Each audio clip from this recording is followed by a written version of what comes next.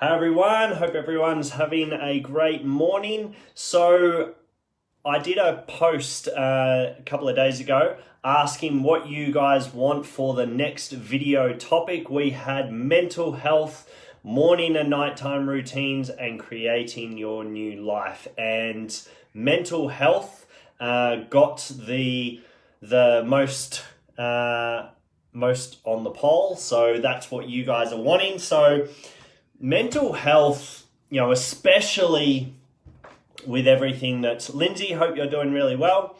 With everything that's going on in the world, mental health worldwide is, it's been inclining for years and years, but this year especially, with Corona and people losing their jobs and all that sort of stuff. Rita, hope you're doing really well.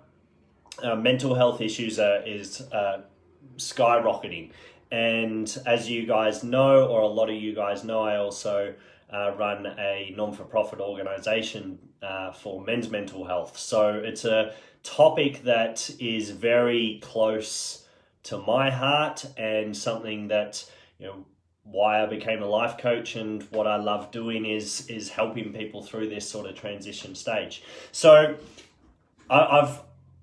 because there's so much to cover, I thought, well, I'll break it into 8 sections, and hence why this is called Mental Health Day 1 of 8. So whether or not they're going to be consistent, day after day, but there's 8 things that I want to mainly cover when we start to talk about mental health. And what I mean by mental health, it's not mental illness, it's mental health, things that we can do for our mental health.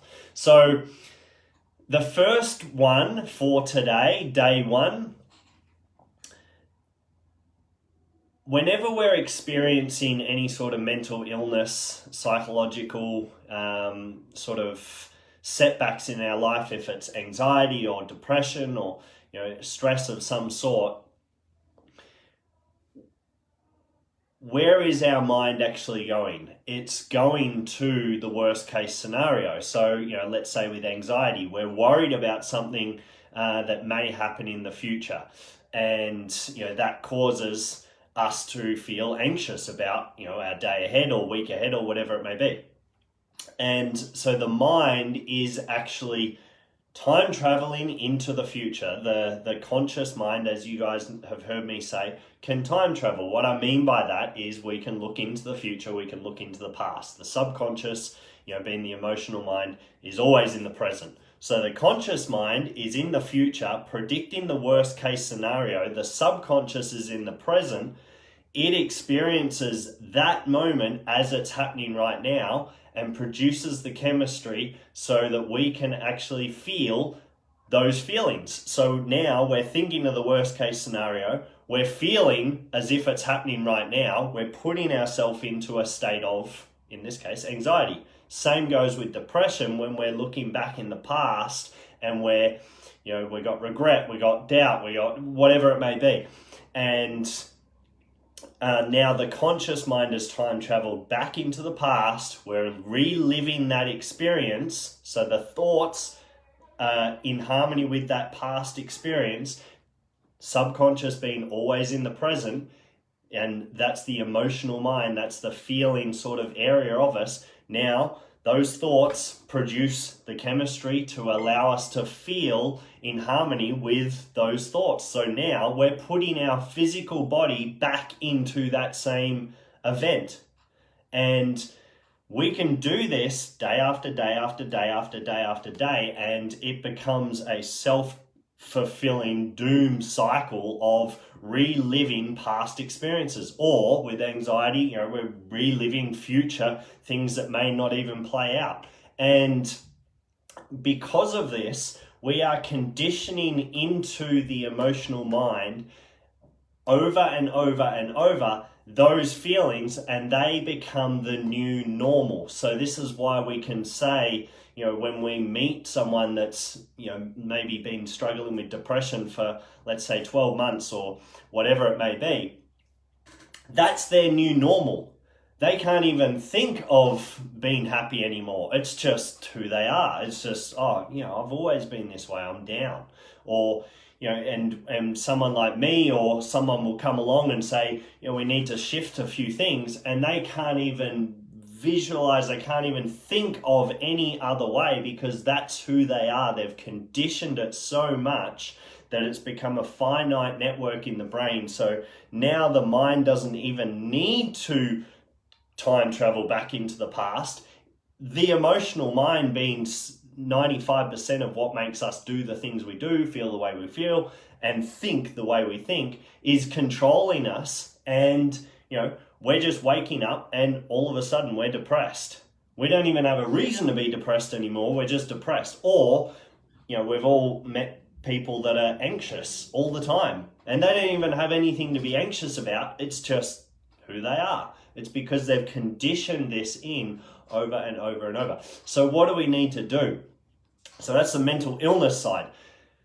Day one of these 8 is, you guys have heard me talk about it so many times, and I want to explain it in a little bit of detail. So gratitude.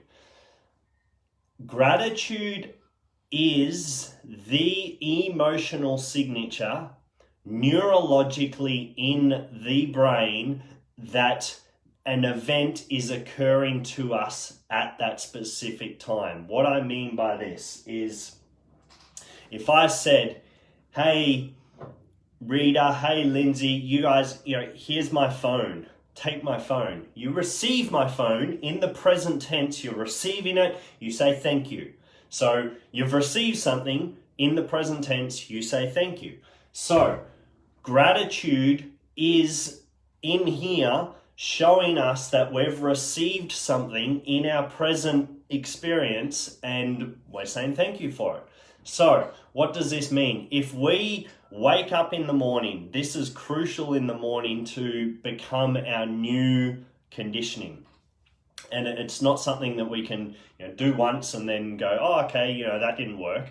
Remembering that we've organized in our subconscious mind over conditioning over years or potential years, the feelings of depression, the feelings of anxiousness, the feelings of doubt, the feelings of stress. So these are all, being conditioned in over and over and over and over. So we can't just, click our fingers and say, do gratitude once and it's going to change.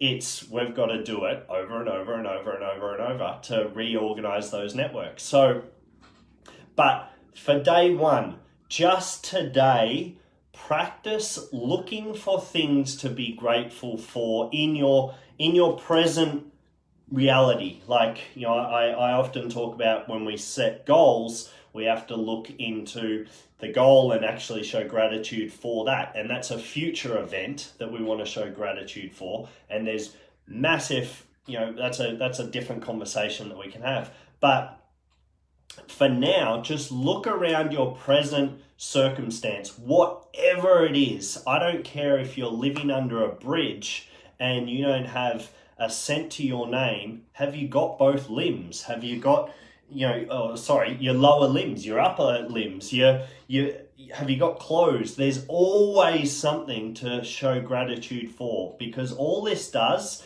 is take the mind off whatever is lacking in our life and puts it towards what we've actually got, what we've already got in our physical reality. Now, what does this do? There's an area of the brain called the reticular activating system. And you guys who have been in this group for a little while have probably heard me talk about this in a bit of detail. But the reticular activating system, all this job is, RAS's job is to do, is to search out of billions of bits of information that are presented to us at any given time, which, to give you a clear example what I mean by this, right now you could concentrate and draw all your focus towards the whiteboard over here, or the sign in the background, or my hat, or the tattoos, or whatever it is, and you could draw your attention to it and fog out all this other billions of bits of information, the shading, the color of the hat, the blah blah blah, whatever. We can label all the things that hit our five senses: see, hear, smell, taste, touch. And what it does is search out of all these billions of bits of information that are presented to us and bring forth to our conscious awareness whatever it is that's important to us. And how does it know what's important to us? It's by the dominating thoughts in our mind. So if I revert back to depression and say, what are the dominating thoughts going on in someone's mind that is experiencing depression? Lack, limitation, worry, concern, all these lower frequency sort of emotions that we could sit here all day and list a million. But that's where their mind is. So the RAS says, this is important to me. This is my dominating thought. This is important. I'm going to search out for more reasons to make this my reality. And then, that depressed person, all of a sudden, they're looking for that argument that, is someone's yelling at them or whatever it is. And we can all, I think if we have an honest look at our own life, we can all resonate with this in some way. And then just on the flip side, we can all resonate with when we wake up and we're in such a good mood, when we've had, an incredible morning or whatever it may be.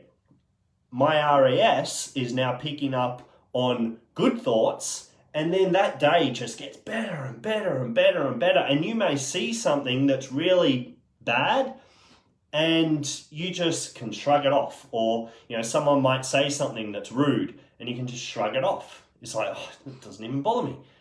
Because the RAS is saying, that's not important to me. Like, what's going on in here? These good thoughts, I've got to find out more things. So things still get presented to us. Someone negative may say, shut up, Cameron. And if I'm in a really good mindset, my RAS, it still picks it up because it's still right in front of me, but I can just, shrug it off. But if I'm in a bad mood and someone says, shut up, Cameron, my RAS says, this is important to me, take it in, pay attention to it. This is the dominating thought. You're thinking in harmony with that kind of energy. And then I'm playing around with that shut up Cameron all through my day, and then I'll find someone else that might say something or whatever it may be. So gratitude allows the mind to focus on what we have already in our life and to show thankfulness for it. And then the RAS says, okay, this is my dominating thought. I've got to look for more reasons to show gratitude. And this is when I sit down and do this with people, and especially if it's someone dealing with a mental illness condition, psychological illness, and I say, we're going to look for things to show gratitude for. Oh man, I don't have anything to be grateful for. And then, I start listing a few, and then they go, oh man, okay.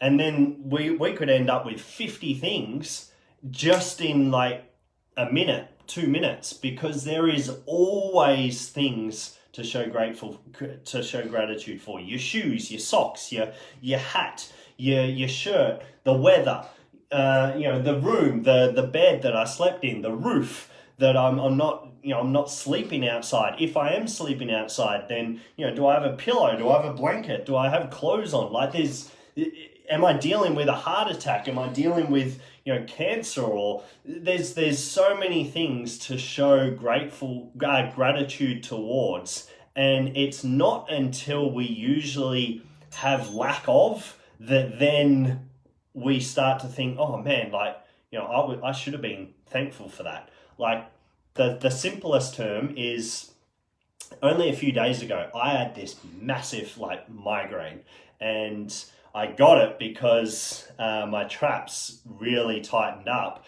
because I did a heavy shoulder session and I didn't have time to stretch, And then after that, later on in the day, I was sitting at the computer for, hours and hours and hours, and I didn't really stretch. And then later that night, my traps were so tight, blood flow was blocking off, and, I was experiencing this really dizziness and, headache. And it's in times like that that you go, man, I just wish this would go away.